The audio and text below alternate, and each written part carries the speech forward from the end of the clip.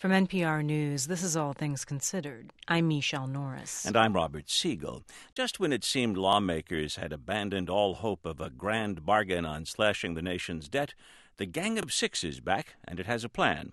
The 3 Democrats and 3 Republicans met today with nearly 50 of their Senate colleagues to say they had agreed on a package.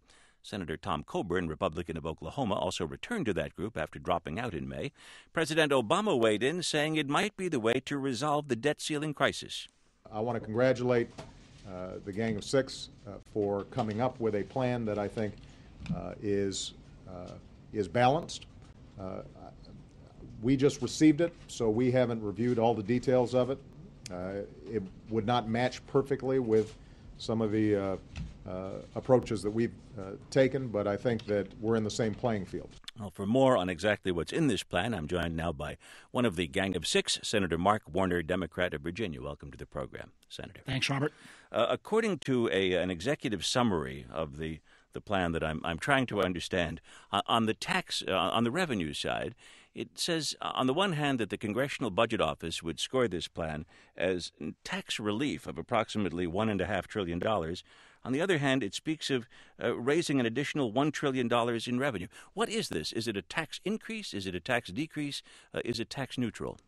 Well, it's actually a tax reform plan, and we've taken the framework of the Simpson-Bowles approach, the President's Deficit Commission, that said if we are willing to be bold with tax expenditures, tax loopholes, tax deductions, and cut them back fairly dramatically, we can actually lower rates and still generate additional revenues for deficit reduction.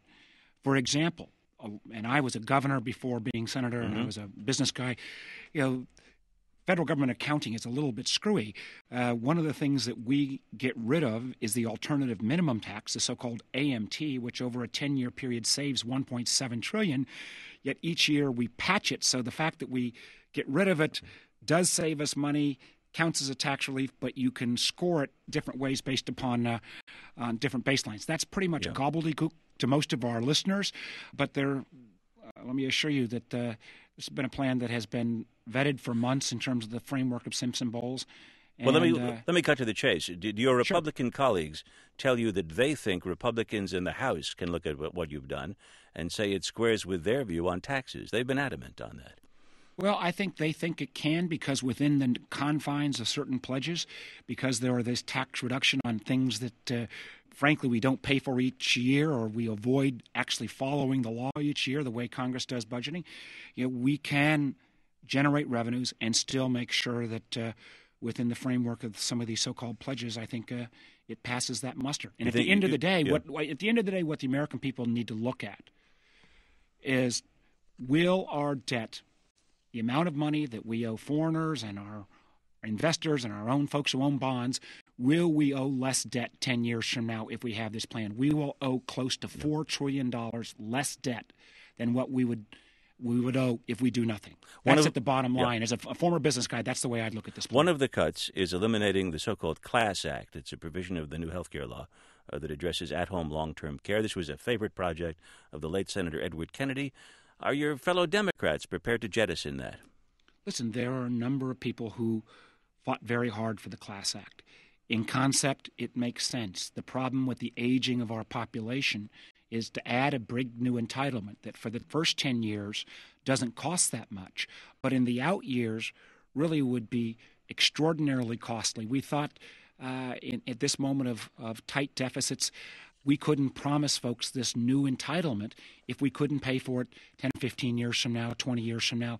And I'm sure there'll be some pushback. There's things in this plan for everybody to like in terms of deficit reduction, but there's also things that everybody will dislike. That's a big Democratic give, that one, you're saying.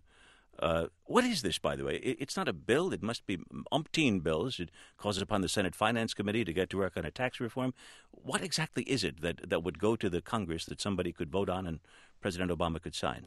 Well, the first thing we've got to make sure is that we raise the debt limit. And with time so short, what we can't do, even though I think this is a great plan, that we can we can jeopardize raising that debt limit. That would be catastrophic. A downgrade of our debt would be a tax increase on every American in terms of higher interest costs. So that's got to be our first objective. The second objective is actually having a process to reduce our debt by this close to $4 trillion. We break it into two steps. One bill that would make a down payment and set up the process on how we get the balance of this close to $4 trillion. This gives us a two-step plan that we've laid out. Whether it can be implemented into legislative language in the 12 or 13 days we've got left, that's an open question. But there sure as heck was enough support, and this was bipartisan enough in the Senate, and it's bold enough that I think it could gain some traction. Senator Warner, thank you very much. Thank you. Senator Mark Warner, Democrat of Virginia, one of the so-called Gang of Six.